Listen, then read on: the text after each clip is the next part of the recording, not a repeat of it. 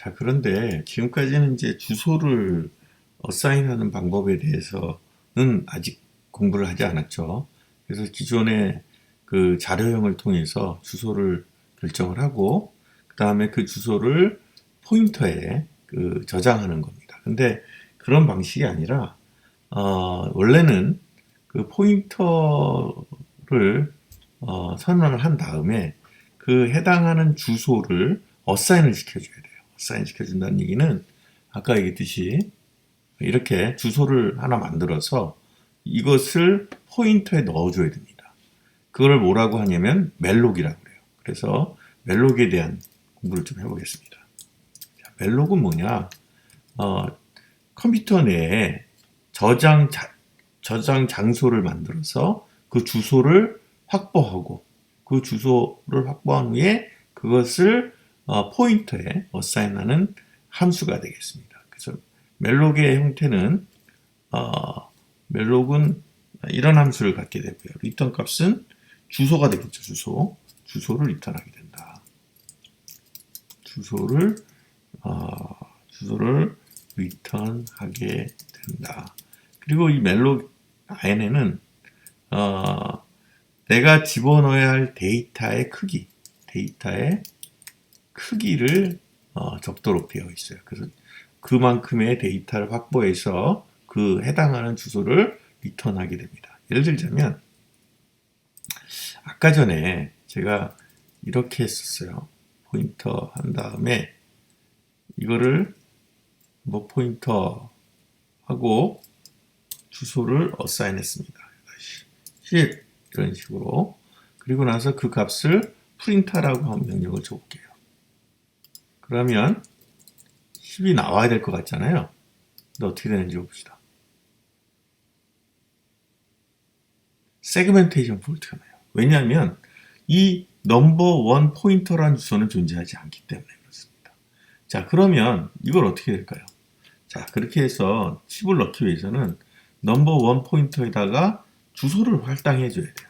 넘버 1 포인터는 어떻게 쓰냐면 멜록이라는 것을 씁니다. 멜록. 그리고 아까 전에 사이즈 어브는 인트를 선택해야겠죠. 이렇게 하게 되면 인트 사이즈만큼의 장소를 할당해서 메모리에서 할당해가지고 그 주소 값을 넘버 포인트 1에다 집어넣는 거예요. 비로소 제가 10을 집어넣을 수 있는 공간이 생기는 겁니다. 자, 그래서 한번 런을 시켜보죠. 그러면 아까 전에는 에러가 났었는데 지금은 에러가 나지 않고 주소가 나오는 걸 확인할 수 있습니다. 만약 10을 보고 싶다면 어떻게 할까요? 별표를 치게 되면 되겠죠. 그러면 그 주소 가리키는 곳에 값을 표시하게 될 겁니다.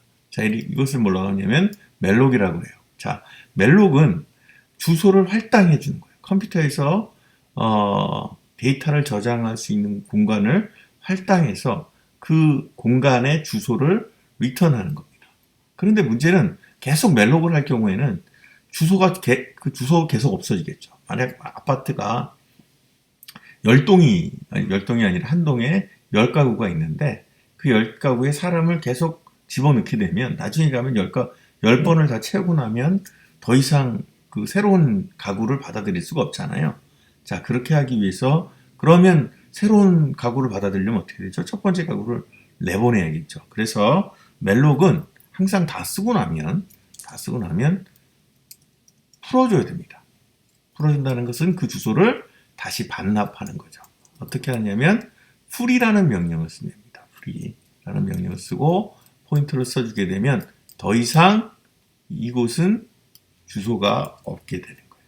예, 그래서 풀이라는 명령을 사용해서 반드시 처음에 얼사인한 그 주소를 풀어줘야만 그 메모리가 해제가 되면서 다른 변수에 사용할 수 있도록 됩니다. 그래서 멜록을 계속 하다 보면 나중에 그 메모리가 부족하게 되거나 세그멘테이션 폴트가 날 수가 있어요. 자, 그러면 조금 더 다른 예제를 한번 풀어보겠습니다. 정수형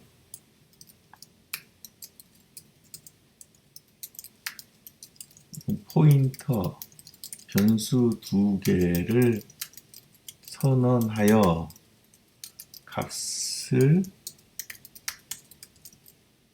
입력받고 합을 출력하는 프로그램을 작성하시오. 자, 그럼 두 개의 숫자를 입력받기 위해서 포인터 두 개를 선언하겠습니다. 자, 넘버 포인터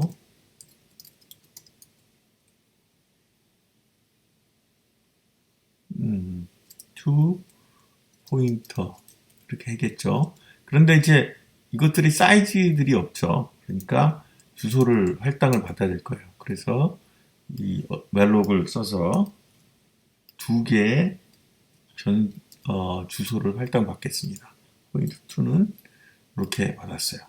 자, 그런 다음에 주소를 받은 다음에 두 개 숫자를 받아야겠죠. 스캔 F는 두 개 숫자를 받기 위해서 띄고 그 다음에 D라고 치고 콤마 그리고 여기다 원래 주소를 써야 되는데 저 포인터니까 그냥 바로 쓰면 되겠죠.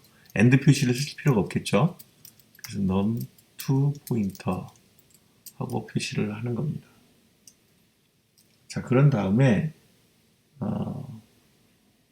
그 값을 프린트를 해보죠.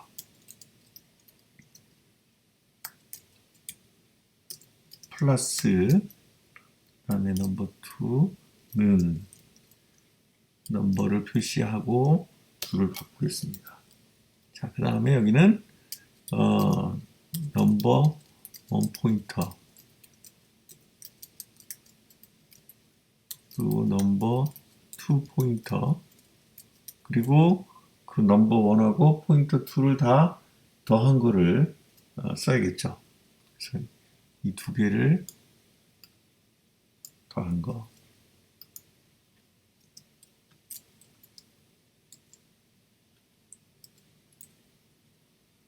이 2겠죠. 자, 이렇게 하게 되면 우리가 원하는 형태의 하겠죠. 그리고 아까 얘기했듯이 한번 다 쓰고 나면 그 메모리는 다시 해제시켜 주는 것이 다른 프로그램을 짤 때 문제가 없겠죠. 그래서 해제를 시켜줍니다. 자, 이렇게 해서 실행을 시켜볼게요.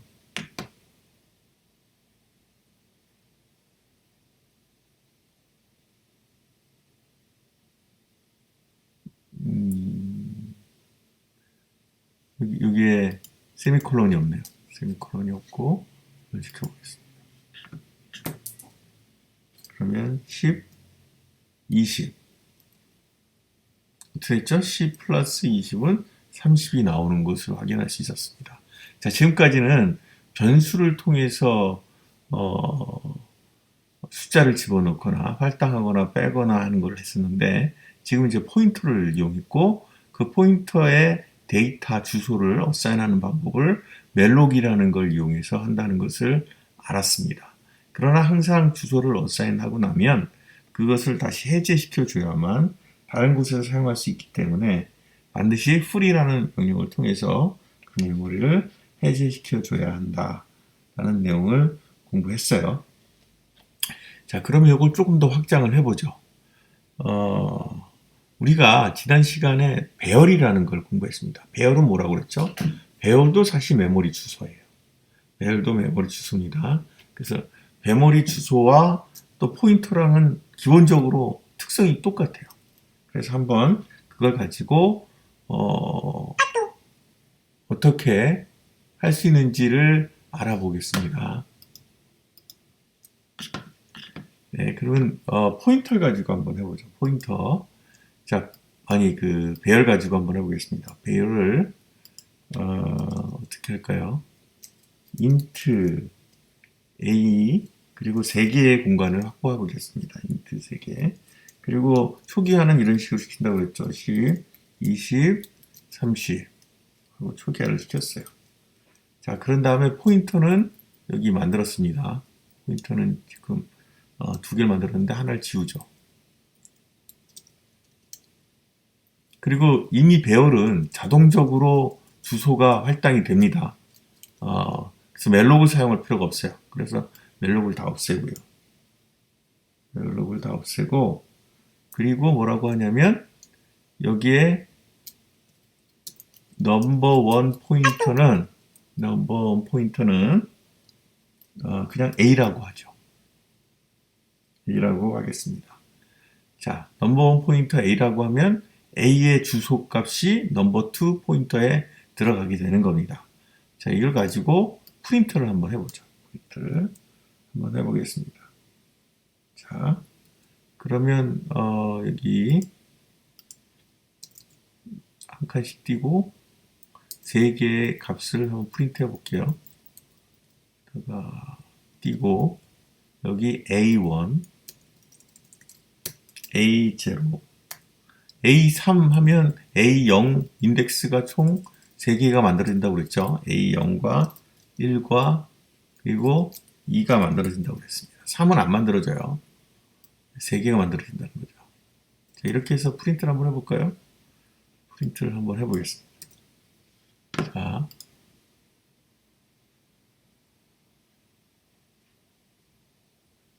넘버 2 포인터라는 것이 정의가 안 돼 있네요. 이게 1로 바꾸고 다시 런. 자, 10, 20, 30이 다 나오는 걸 확인할 수 있어요. 자, 그런데 넘버 포인트 1에도 A가 들어가 있는 거죠. 그러니까 만약에 제가 이거를 별표 넘버 1 포인터를 치게 되면 이때는 A0 값이 표시가 되게 됩니다. 만약에 제가 여기다가 넘버 2 포인터에다가 플러스 인덱스 1을 더하게 되면 이 포인터 값에다가 1을 더하게 되면 그 인트만큼의 자리를 넘어간, 다시 말하면 인덱스 1에 대한 값이 프린트 되게 됩니다. 이거 다시 또 한번 해보겠죠. 똑같은 거를 카피를 해보죠. 그러면 아까 마치 배열을 표시한 것처럼 똑같은 값을 표시할 수 있어요. 자, 2라고 해봤어요. 그러면 이것은 A에 있는, 다시 말하면 A0의 값이 프린트 되고, 이것은 A1에 있는, 이건 A2에 있는 값이 프린트 되게 될 겁니다. 해볼까요? 넘버 2가 없네요. 넘버 1. 다 바꿔줘야겠죠. 넘버 1. 다시 런을 눌러보겠습니다. 네. 그러면 마치 A0, A1, A2가 된 것처럼 표시되죠. 자, 배열은 기본적으로 여기 있는 것처럼 주소와 똑같은 형태를 가지고 있다라는 것을 이것을 통해서 확인할 수 있었습니다. 그래서 앞으로 배열을 통해서 여러분들이 여러 가지 일들을 할 수 있을 텐데 그것들을 이런 그 포인터를 이용해서도 사용할 수 있다. 그리고 배열은 멜록 같은 걸 사용하지 않아도 배열 자료형을 선언했을 때 자동 멜록이 된다. 그러나 포인터는 어떻게 된다고요? 포인터는 그렇지 않죠. 그래서 포인터에다가 데이터를 집어넣으려면 인트나 또는 플롯이나 이런 변수를 통해서 그 주소를 할당받은 그 주소를 어사인하든지 아니면 멜록을 사용해야 된다라는 것을 공부했습니다.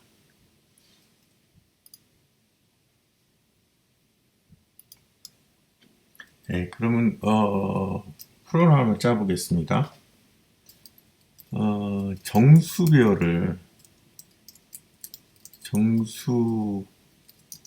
배열을 포인터로 선언하고 그리고 주소 메모리를 할당하는 선언을 한 후 숫자를 4개 입력받아 순서대로 입력 순서대로 프린트 하는 프로그램을 작성하시오. 네. 오늘은 이 정도 난이도까지만 하면 될 것 같습니다. 이제 앞으로 알고리즘이라든지 아니면 뭐 그런 추후의 과목들을 통해서 조금 더 어려운 내용들을 할 수는 있겠는데 아직 포인터라는 것을 충분히 이해하지 못한 상태에서는 이 정도 진행을 하면 좋을 것 같아요. 자, 그러면 여기서 일단 정수형 배열을 포인터로 만들려고 그랬잖아요. 근데 원래 정수형 배열은 이런 식으로 정의를 합니다. A는 뭐 10개, 근데 4개를 입력받아라 했으니까 4개 이렇게 만들면 되는데 우리는 포인터로 만들 거예요. 포인터로 A 이렇게 만들 거예요. 아시겠죠? 원래는 A 4 이런 식으로 만들어야겠죠. 근데 대신에 이 경우에는 뭘 결정을 해야겠죠. A가 사이즈가 얼마인지 모르잖아요. 그래서 여기에는 이제 A는 멜록이라는 영역이 들어가야 되고요. 멜록, 그 다음에 사이즈가 들어가야 된다고 그랬죠. 그래서 size of int. 그 다음에 그게 몇 개요? 4개가 필요하겠죠. 그래서 4개를 assign 합니다. 그 다음에 숫자를 입력받아야겠죠. 숫자를 입력받게 되면 scanf 4를 써야겠네요. int 4를 쓰죠.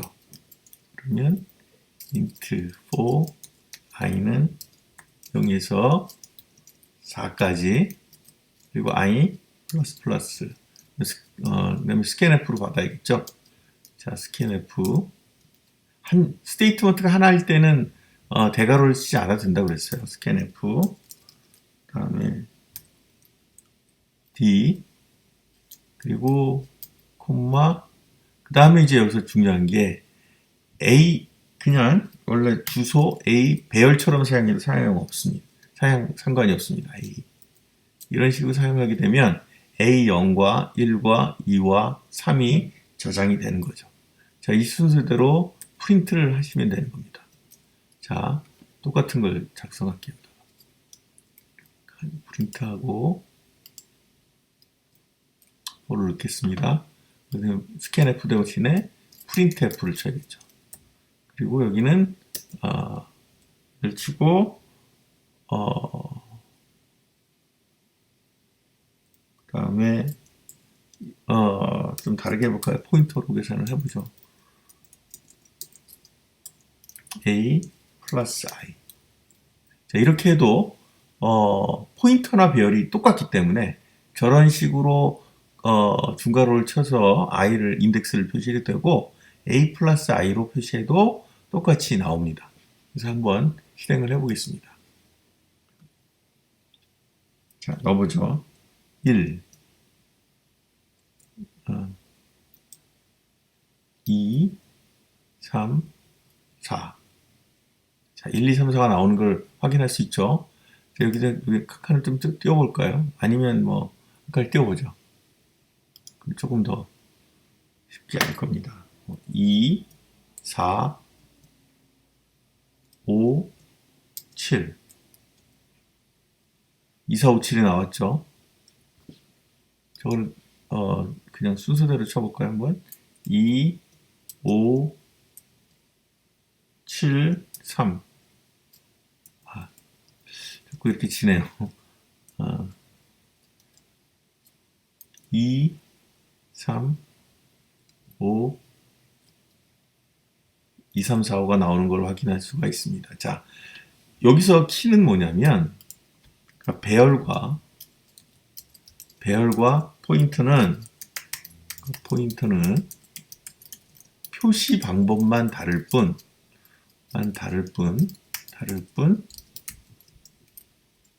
기본적인 기능이나 주소를 나타내면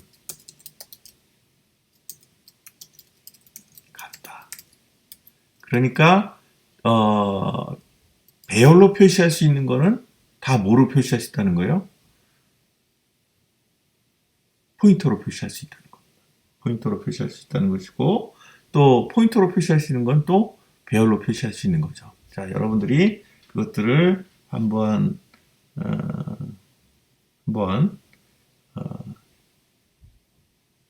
해보시기 바라겠습니다.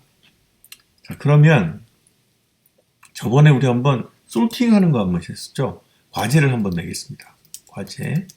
과제는 숫자 10개를 포인터별로 받아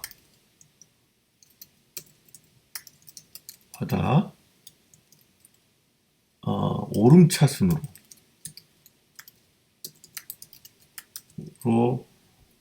정렬하고 프린트하는 프로그램을 작성하시오. 이것이 과제입니다. 아시겠죠? 네. 자, 이렇게 하기 위해서는